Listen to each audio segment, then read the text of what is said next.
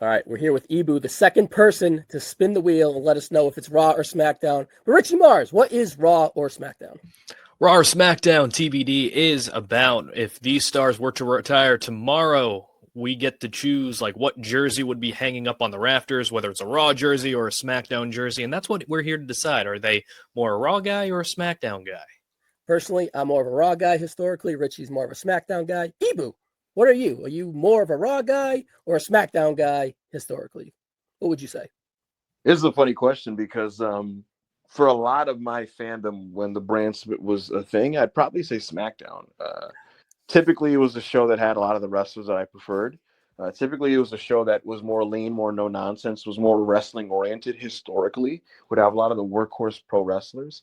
But the tragedy of being a SmackDown kid was typically when SmackDown would be in a good groove, they'd make sure to dismantle that in the upcoming draft and switch a bunch of guys over to make things more evened out when it comes to the show quality. Yeah, historically, I was definitely a SmackDown kid. It helped that, you know, on UPN, on base television, you could have access to the show without cable. And there were periods where I didn't have cable as a child. So yeah, I was a SmackDown kid, and I don't particularly love the show these days. And I think Raw is absolutely the superior show these days. But historically, I was definitely a SmackDown guy.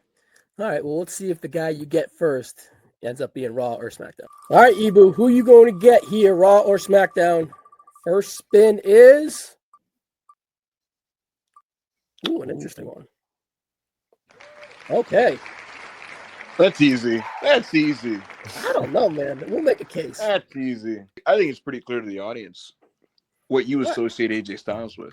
All right, we'll see if he's the face that ran the place or not. All right, my gut tells me SmackDown. Richie? It's got to be SmackDown because SmackDown's the place that AJ Styles built. It's in his nickname. Yeah, it's the house that AJ Styles built. All right, so you agree too. AJ Styles is a SmackDown. Now, I'm going to play devil's advocate and play the side of Monday Night Raw. Let's look at the stats. All right.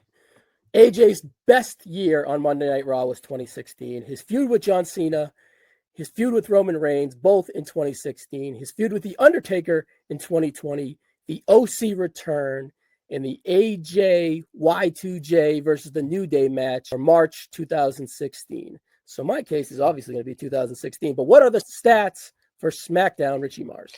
Well, we got winning the WWE Championship off of Jinder Mahal in November of 2017. We have that Intercontinental Championship match with Daniel Bryan in June 2020. Of course, his run in 2016, the house that AJ Styles built, his feud with John Cena, the feud with Shane McMahon going into WrestleMania 33, and of course, his full year as the WWE Champion.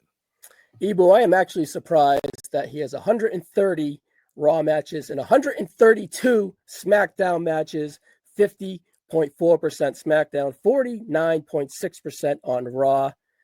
Why is it SmackDown and is it easy for you out of all those stats? Why do you associate AJ Styles to SmackDown the most?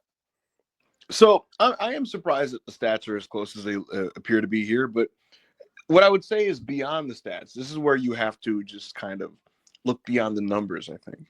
Because while it may be true that AJ's now 9-year run in WWE has featured him spending time in both shows pretty equally, the truth of the matter is the period where AJ established himself in WWE and established his career were the first few years.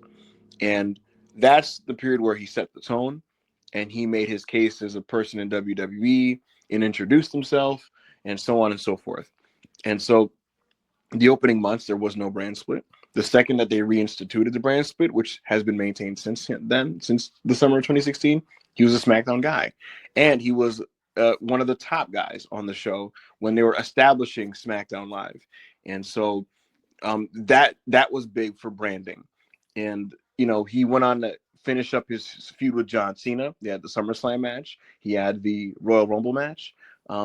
And then he did the stuff with Shane McMahon and everything that happened after that. His feud with Samoa Joe in 2018 was on SmackDown. AJ's first few years in WWE were on SmackDown. To me, the way I look at it, guys, he eventually got switched over for sure. But I felt like he already beat the game of WWE, so to speak.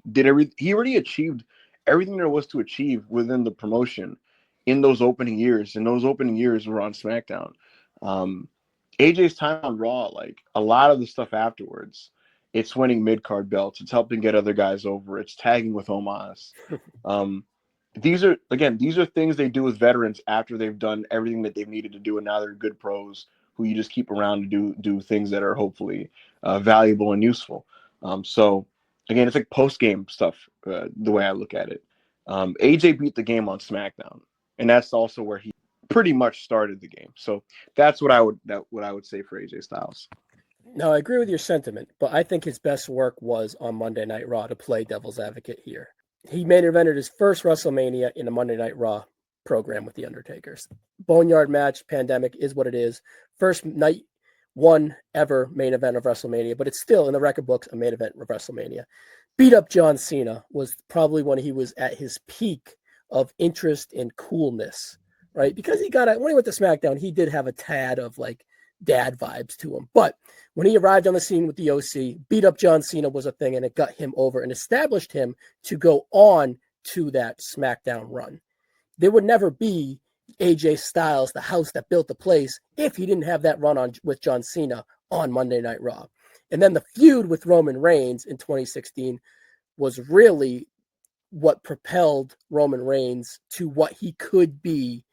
I'm not saying as the tribal chief, but from a in-ring standpoint, those two or three matches at Extreme Rules in whatever May or June was fantastic. And it made Roman Reigns, but it really made AJ Styles. And the Y2AJ New Day match in that little Jericho feud, once he got debuted at the Royal Rumble on Monday Night Raw, before in the summer, like you said, Ibu, when he was drafted to SmackDown, he did so much work on Monday Night Raw leading into all that. I would say that his roots were grown on Monday Night Raw so his flower could flourish on SmackDown. Is it the best case? No, but you can make a case that his best work was on Raw. Richie. Again, I still stick with SmackDown because SmackDown was the show that made AJ Styles the central focus of the show. All those things that you said, like the Roman feud, was split between Raw and SmackDown, but it was more focused on Raw because SmackDown wasn't exactly the other brand show. It was just the other show additive to Raw in 2016 before the draft got instituted. And with SmackDown, it really gave AJ the chance to be the central focus, like I said before, because you had him have main event matches with people across the card. You had not only John Cena, Dean Ambrose, but you also had Dolph Ziggler, you had Baron Corbin, you had Jinder Mahal, you had Randy Orton, you had all these different kinds of combinations that allowed AJ Styles to show how versatile he was. And then when he won the WWE Championship from Jinder, you had these feuds with Samoa Joe, Rusev, Daniel Bryan. You had all these different combinations where AJ Styles could flourish in the best of circumstances of being the central focus. Now, I do think there is a case where you could say that he had a lot of great moments on Raw, and they did help his run on SmackDown a lot. But like Ivo said, like AJ Styles made a Hall of Fame career just being on SmackDown.